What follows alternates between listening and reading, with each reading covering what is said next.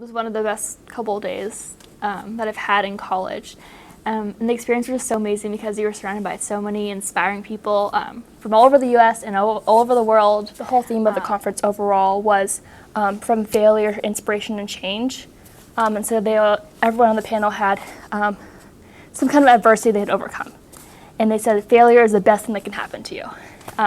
That you learn so much from that. If everything goes your way, you're never going to take anything away from that. So and we had our own senior leader who was assigned to us, and that was Sheila Kama, and she was the CEO of De Beers, which is a diamond company in Botswana.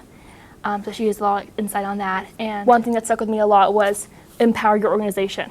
So spend a lot of time making sure that everyone feels like they can contribute to the organization, that they're not just a member, that they make the organization, not you. You're just there to help put it all together. And so I really enjoyed that. But just sitting at a table with people from all around the world, literally, and just hearing everyone's insights was really eye-opening to me. And like one thing I like diversity, it's really important. Like a lot of people consider it as a colorblind thing, that like you're not supposed to recognize it, and that's how you're supposed to move forward. But he said it's really important to embrace it, because when you embrace it, you embrace everyone's ideas and everything like that, and you value people for their experiences more so, if that makes sense. Hi, my name is Kelly Geisel, and I attended the Citadel Leadership Symposium at the end of March. So a few things I learned from the symposium was being a leader and acting with integrity and honor. At the conference, I heard leaders from all different walks of life speak. One of them was the governor, Nikki Haley, who talked about how you deal with conflict as a leader in times of pressure. So she talked about the Charleston Strong movement and the Charleston floods and the shooting with Dylan Ruth, and how each individual dealt with those problems. But one of her big things was acting with honor and giving up anything you can to help your community was one of her key points about being a leader.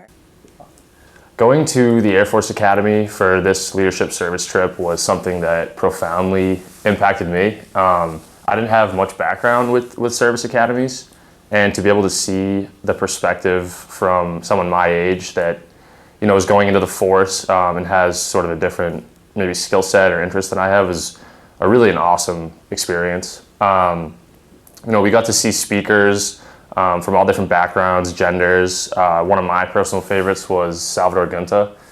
He won the Congressional Medal of Honor for his heroic efforts fighting, and it really impacted me because he took an interesting perspective on war and what it means to fight, and sort of how people tend to glorify those type of things in movies or in entertainment. And it really just showed me different leadership aspects and how to show empathy for people, and just a way to persevere. This entire experience has been hugely motivating and influencing for me. I really can't speak enough about this experience. I've been talking about it a few weeks even after it happened, and I would encourage anybody to go and do it if they can. So I had a great experience at the Air Force Academy at the Leadership Conference, and I think that one of the big takeaways that I took from it was one of the speakers mentioned complacency, and when he was talking about it, he wasn't from military background, so he was trying to relate with the cadets and also the other students from other universities and colleges that were in there. And what he said was that the service academies are great institutions, and they have the best academics and the best people attending them. But he said that, with that being said, people can still become complacent in their situation. And I thought it was a really good message, because I think that's probably the number one thing that people can succumb to in their lives is complacency.